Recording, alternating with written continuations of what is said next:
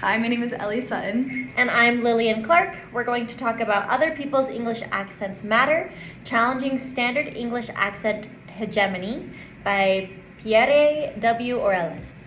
And we will start with the summary portion. So this article is a research and study done by Pierre W. Orellis, and he originally taught a workshop on accents and second language learning. But after he heard about other people's experiences, he decided to compile a few of them and put them, including their testimonials.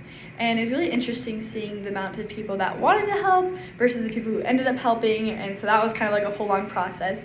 But while they were all these different people with their different accents, they also had very different circumstances. So there's a bunch of different factors that played a significant role in this, is such that people might be discriminated against. And these factors included ethnicity, race, obviously their language, and even their nationality. And something that was really interesting is that these situations, the participants that helped in this research, they talked about how these situations often affected their personal and professional confidence. So this was something that either they were made fun of, or people talked about how they need to work on their accents, oftentimes lowering their confidence in who they were. And especially in one man from Eritrea in Africa, Abdel, he was teaching a hard course, and some of the students in the students' writings talked about how his accent made the course even harder, which is very interesting because the students decided to take their anger out about their course and about his accent. So a very interesting article overall. Mm-hmm. Yeah. So this accent discrimination could, it's basically just that when people already know English and they feel confident in speaking, writing, and doing all of the English things, they're still discriminated against just because they have a foreign accent, and people can recognize that it is their second language and not their first language. And I think that this also would apply to regional accents, like if someone's from the South or, from like Appalachian, they have like a hillbilly accent or whatever, I don't know. But I think sometimes we discriminate against that as well. But this article mostly focused on foreign accents and when people can recognize other people as foreigners because of their accents. Some of my favorite stories were Leanne's.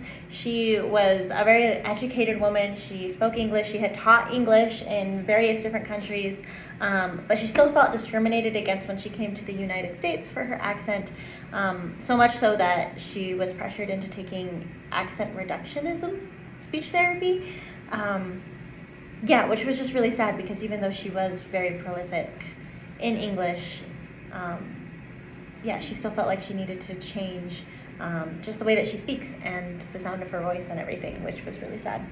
And then there was another guy named Pablo, which reminds me a lot of Dr. Freire because he's from Spain and his wife is from Ecuador, but he talked about how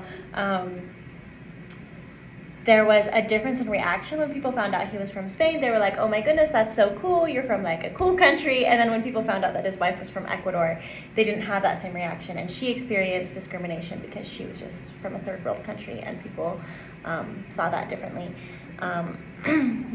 But a lot of the time people are denied opportunities, and it's just really sad because they have a right to speak their language, but also speak with their voice and their culture and their accents. The next portion is the praxis portion. So one of the things that I want to do in my classroom is I want to teach my students a little bit more about accents. I feel like people make mistakes in how they react to other people and what they say and what they think because they oftentimes aren't educated on what it means or why they are the way they are. And so the whole thing of knowledge is power. And so I want to be able to teach them that accents are things that are unique and amazing, and just kind of like how we have curly hair and some people don't, some people have accents and other people don't, and there's usually a story behind it.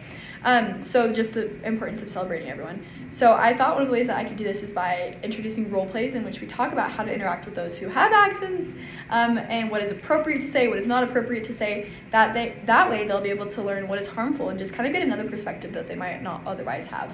Yeah. Something I want to do is make sure that I am I guess just more patient with people and conscious of the way that I'm reacting to other people when they ask for help or are trying to communicate or even help me sometimes.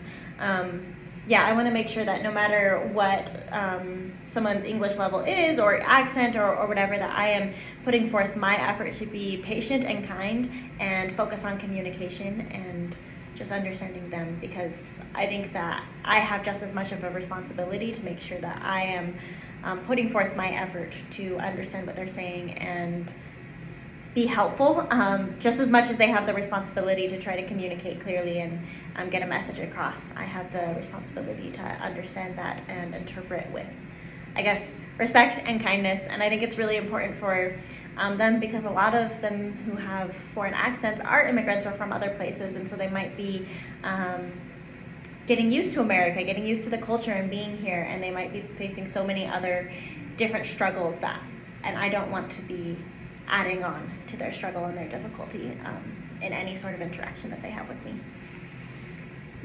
Okay, now we'll be talking about the reflection portion. So I really liked this article and thought it was very interesting learning about how different people can feel different ways due to their accents. I also thought it was really interesting because I felt this way when I was serving in Brazil, learning how to learn the Portuguese accent, but I've never seen it. Well, it was interesting. I have seen it. It was interesting hearing it from another perspective as well, how it feels fitting in America with a different accent as well. So overall, I really liked the article. Yeah, I also really liked this article. I feel like accents is not often addressed when we talk about racism or discrimination. But also, I think that because it's not addressed very often, it might be one of the most common forms of discrimination and microaggressions, because people, I think, generally know, like, not to comment on someone's skin color or race, but all the time they'll get impatient when someone doesn't speak the same way that they do, or they struggle understanding. Yeah, so I think it's just really important to bring up that conversation and talk about it so that we can be aware and change the way that we behave and, yeah, become better.